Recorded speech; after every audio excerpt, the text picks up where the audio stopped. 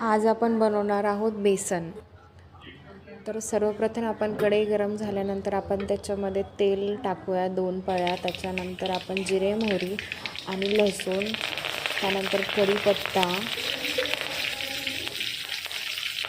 आणि कढीपत्ता चांगला फ्राय झाल्यानंतर आपण त्याच्यामध्ये हळद आणि लाल तिखट 1 चमचा किंवा आपल्या टेस्टनुसार आपण ॲड करूयात. मग आपण त्याच्यामध्ये 1 ग्लास पाणी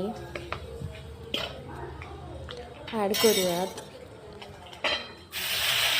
1 ग्लास पाणी ॲड केल्यानंतर आपण त्याला उकळी आल्यानंतर त्याच्यामध्ये आपण कोथिंबीर, त्यानंतर मीठ आणि बेसन टाकून चांगलं मिक्स करून घेऊयात. आणि मग त्यांना छानपैकी फेटून घेतल्यानंतर उकळी आल्यानंतर आपण गार्निशिंगसाठी अजून एकदा आपण कोथिंबीर आपल्या चवीनुसार आपण टाकू शकतो. आणि बेसनला छान उकळी आल्यानंतर